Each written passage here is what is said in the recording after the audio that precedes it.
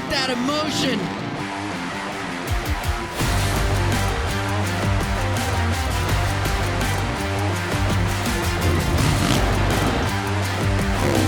Around the outside.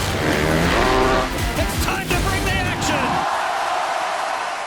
Welcome to a special edition of SMX Insider. Besides myself, Jason Weigandt, and Daniel Blair, and our stat man, Clinton Fowler, breaking it down, we're going to add an all-time group. We're going to have Jeremy McGrath, Ricky Carmichael, and Ryan Villopoto here to talk about what they saw at Anaheim. We would love to ask them what they saw at Oakland, but Daniel, that race postponed. We didn't have Oakland over the weekend. That's right. February 18th, Oakland is on the schedule, just moved into February. But Jason, you'd love to go from round one at Anaheim right into round two, but because of the atmospheric river or whatever it's called, that's what my family and friends are calling it. They said they haven't seen anything like that in decades. But due to that, no Oakland round. But hey, for us to get on and talk to McGrath, Carmichael, and Villopoto and just take things a layer deeper in our coverage of Anaheim, I'm good with that.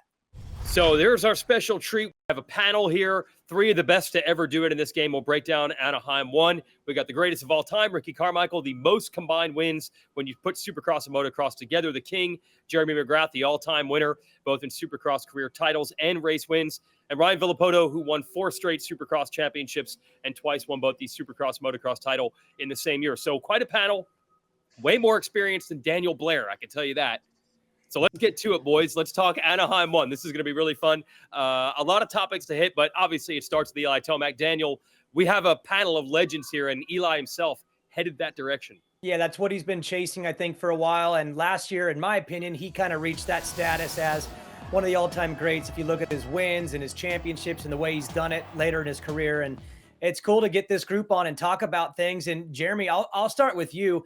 Anaheim 1 has been this weird race for a long time where if you win that race, you don't win the title. I think RV, we'll get to you on that in a second. I think you were the one that cursed the whole thing.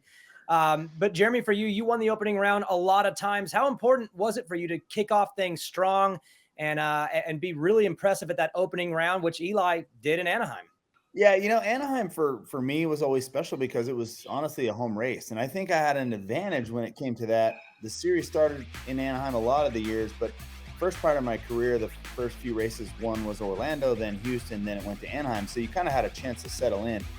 I always really look forward to Anaheim. I know,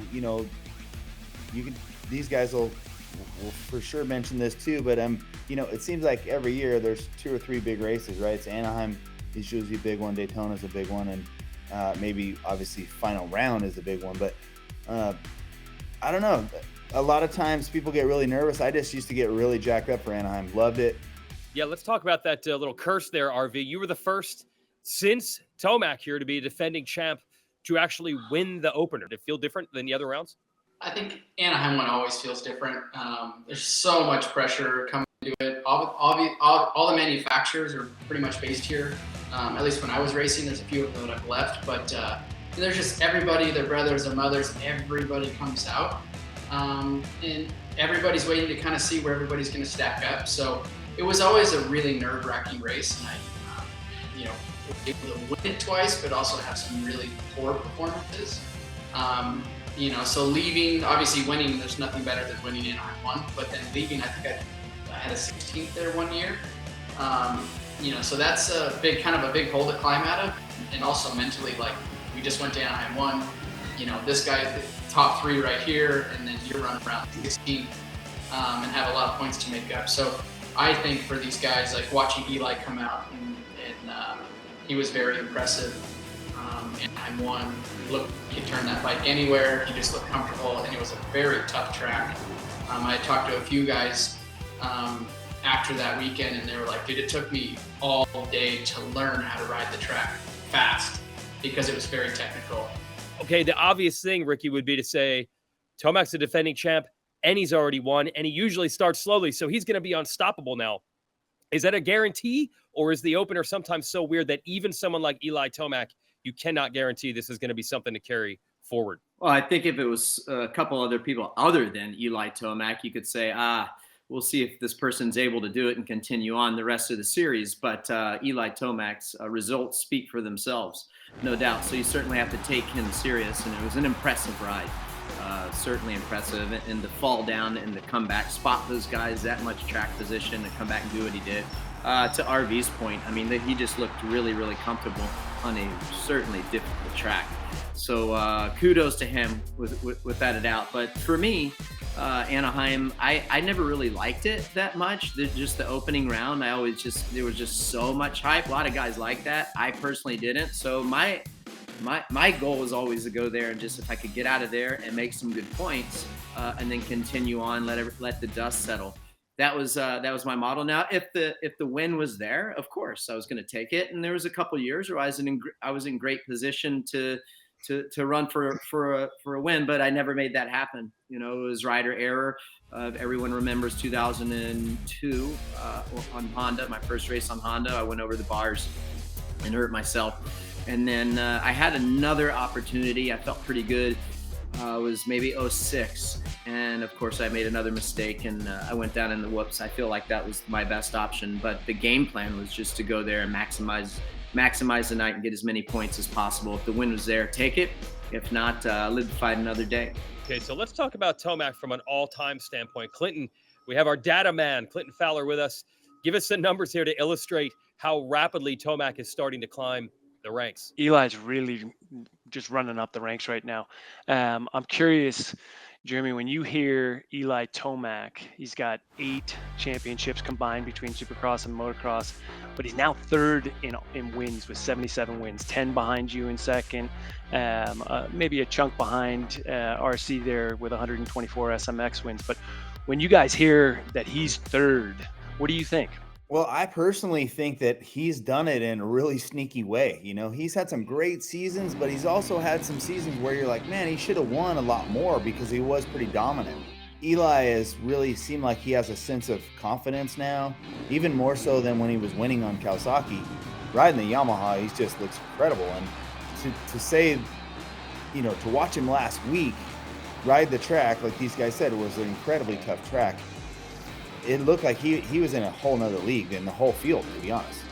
He could do whatever he wanted out there. It looked like the track didn't have the ruts that it actually did. And you saw all the other guys just going down a lot. So Eli's been pretty sneaky. It's pretty impressive that he's up there. For a while, you just really didn't consider him to be up into those kind of numbers. You know, Dungey was sort of the same way. You know, Ryan dominated, Ricky dominated, I dominated. Like you see guys that are creeping up that are dominating, but Dungey kind of did it in a way that was pretty sneaky. And then now we have Eli, who's just kind of stayed pretty under the radar, but nonetheless impressive. His riding, I mean, I just was reading your stats this morning, and he's now the oldest guy to win a Supercross championship at 29. I was 28, so I was the oldest guy for a while, but to me, his 29 looks fresh. So I think these guys are in trouble. It's pretty neat to see. Let's get to James' thoughts on Eli at Anaheim 1. But I think the fact is he looked better than he did at any point last year at the first race. His bike looks better than it did at any point last year, which is at the first race of this season, that he's going to be hell and high water to beat. That's all I'm going to say. Yeah, James' take is that these guys are in trouble. I think that's the one thing this panel can agree on. You get Eli Tomac, who's normally not great at the opener, and it changes things in a hurry because now he's not even going to have to come from behind like he normally does in the title. Anyone stick out that might be like, well, maybe they weren't at their best and they'll give more of a challenge as it goes? I would say, I think the first guy that comes to mind, obviously Chase Sexton, right? He's the shiny new object that everyone thinks that can take Eli down. I'm in the position where he's got to show us that he can iron out all of his mistakes, right? He made several mistakes. So he still looks like he's got some things to iron out. But then I go back to Cooper Webb and Dylan Ferrandis. They started 9th and 10th, I think, on their first lap. They came around the start-finish line. So if you take what they did, and they both came up pretty much the same time all the way up through the main event, I think that you need to keep your eye on them. And the reason that I say that, especially Cooper Webb, you can't sleep on that guy's skills, right? He doesn't have as many wins as Eli Tomac, but he's a 2-time Supercross champ, just like Eli Tomac is. So I think that, and he's certainly crafty when it comes to racing, and he is really strong-minded. And you have to have that. in SMX World Championship, as you guys know. Dylan Ferrandis, I still feel like I haven't lost all hope in him. Had an incredible 250 career, as you guys know, has showed some decent speed in the premier class. So I think those two guys outside of Chase Sexton are the guys that you should keep your eye on.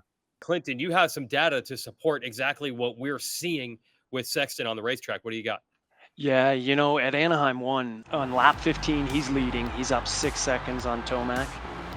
And then on lap 20, Tomac is now 4 seconds ahead and in the lead. So Tomac's moved forward 2 positions, and he's basically capitalized with 10 seconds, gone from 6 seconds down to 4 seconds up. Maybe it was pressure, maybe he's just playing it safe, but the lap times really changed at the end of Anaheim 1. Are there some nights where you're just like, man, I'm racing the track right now. The guys are going faster, whatever. Is it management mode at times? The thing I thought about is Sexton should have been pretty good in that condition, right? Being from where he's from, we've seen some great races from him on tracks that are pretty rutted, pretty tough. And I do agree that there are some other riders that we're going to probably, once we get to a good track, we're going to see shining. And I think, honestly, with the Chase Sexton comments, third is good, but I think third is only good if Eli didn't win. So since Eli won, he's definitely behind, schedule, I would say. And third is pretty good, and it's only 5 points or 6 points, whatever it is. But Eli's throwing the first shot across the bow, like, hey, you guys are going to have to catch me. And I'm feeling pretty bad, and I want to see what you guys got. So I think the other riders were probably hoping for something different, right? They were hoping for a win there.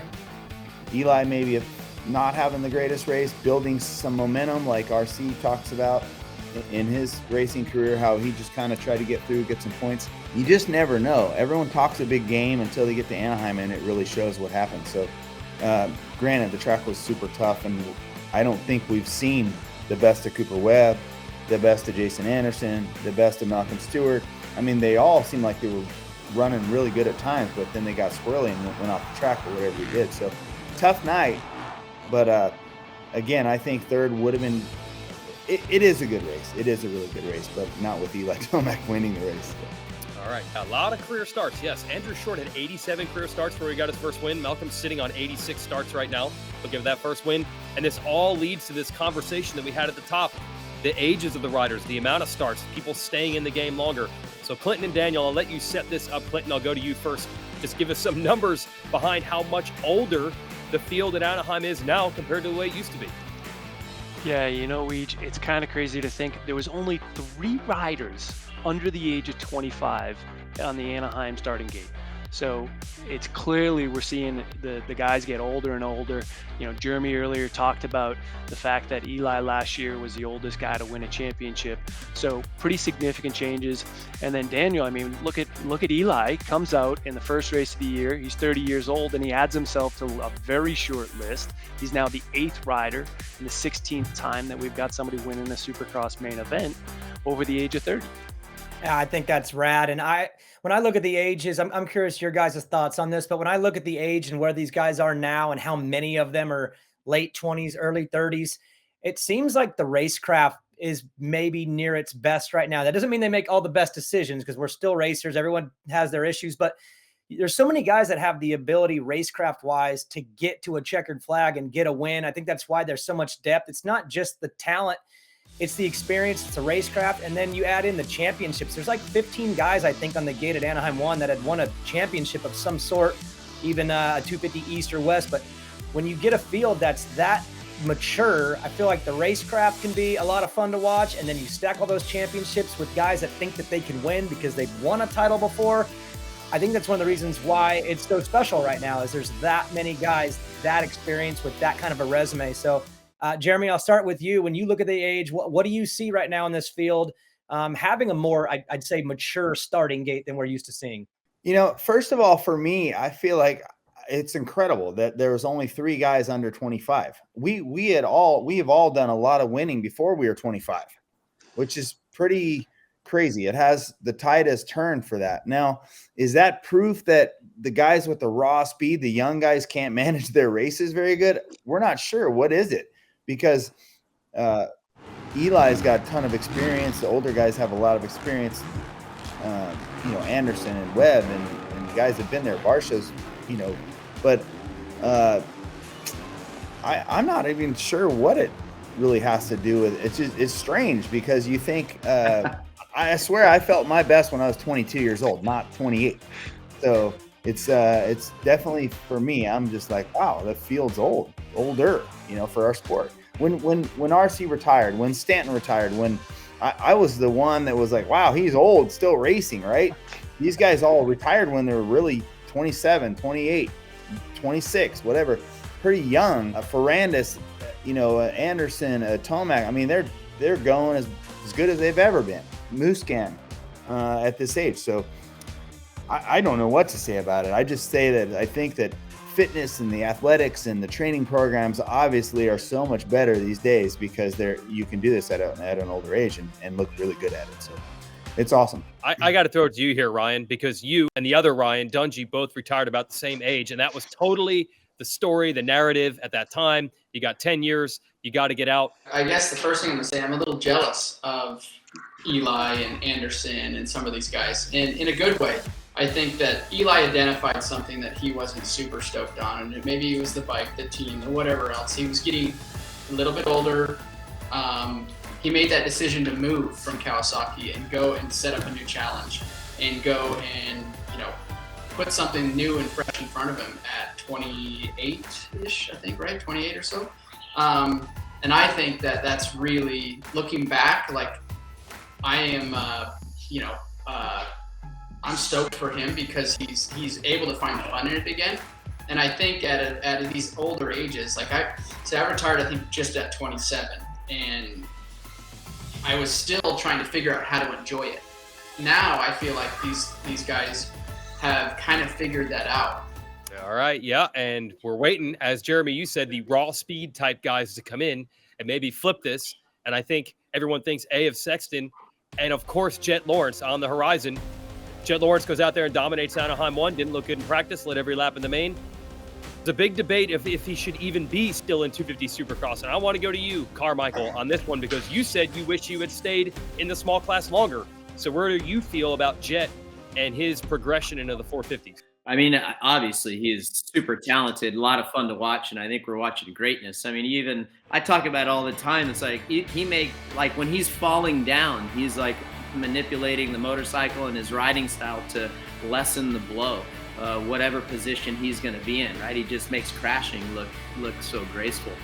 So it's a lot of fun to watch. I think for me, if I were managing him, I would let him do the West Coast like he's doing, and then dabble a little bit in 450 on the opposite coast. I feel that would have certainly helped me going into 1999, racing against the king of Supercross.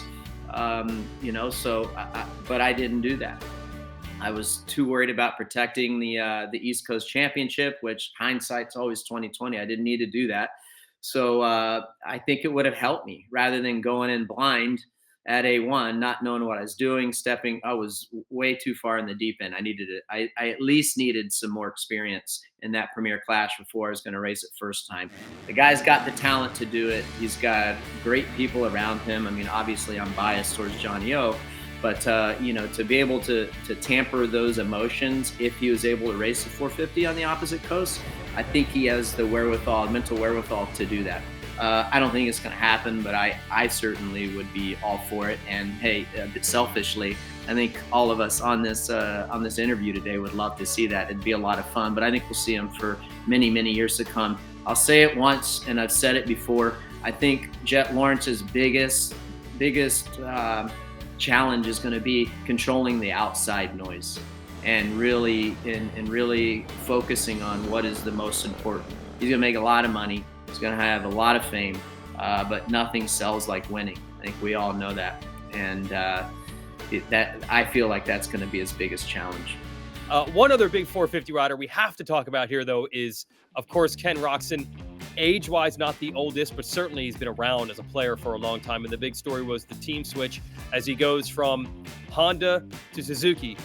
Jeremy McGrath, you once made the exact same move. Are there any parallels that you see between your time at Honda and what Roczen is up against now? It's funny when all that went down, I was like, wow, this is like deja vu.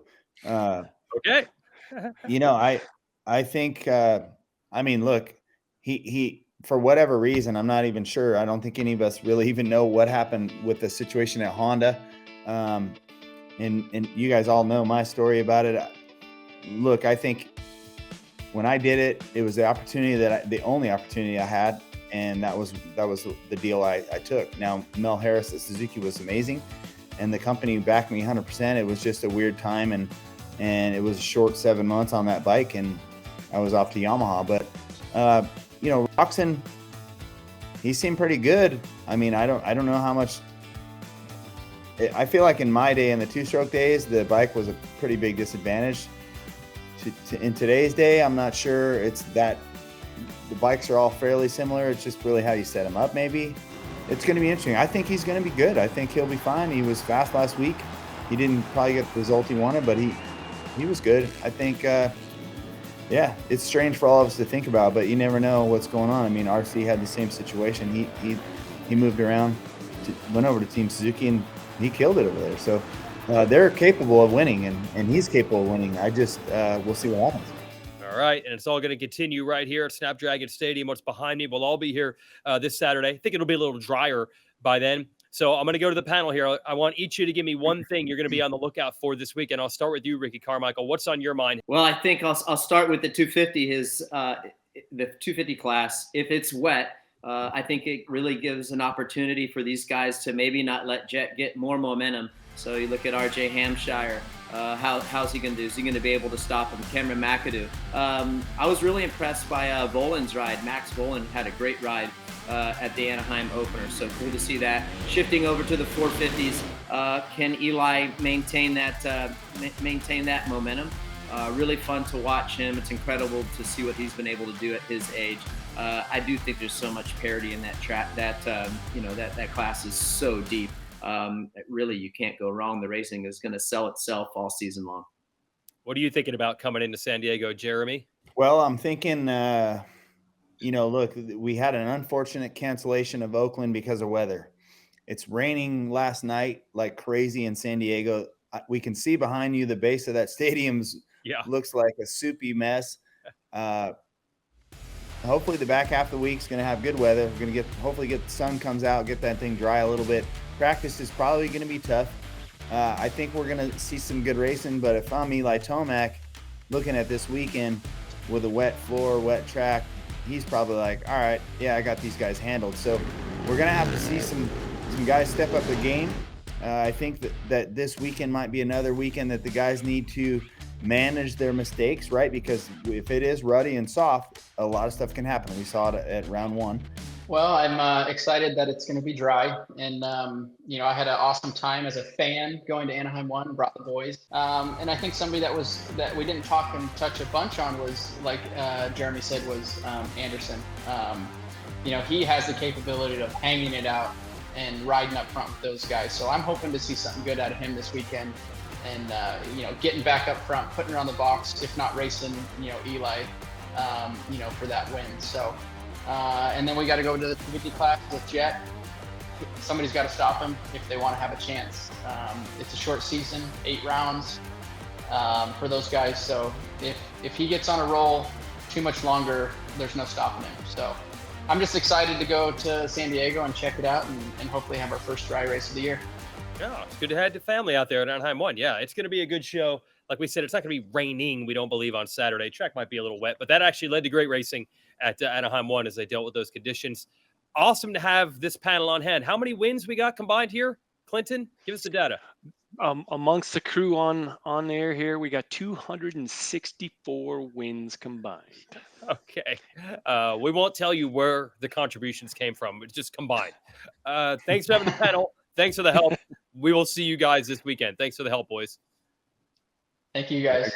Thank you very much. Awesome to have that panel. And we expect some awesome racing this weekend in San Diego. Here's who you can watch. 4:30 Eastern time. That will be Saturday's Race Day Live premiere, and then racing 10 o'clock Eastern, 7 o'clock local in California. You can catch that all on Peacock.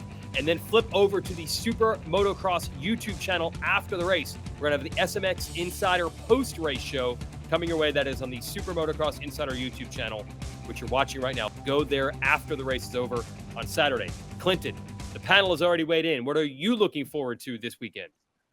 Yeah, I'm looking forward to seeing if Dylan Ferrandis can get a start this weekend.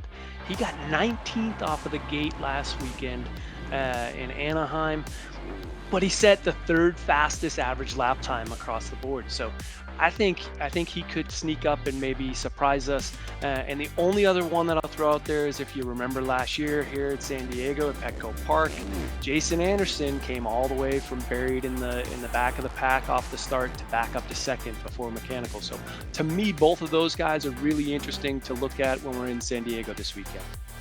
What about you, Daniel Blair?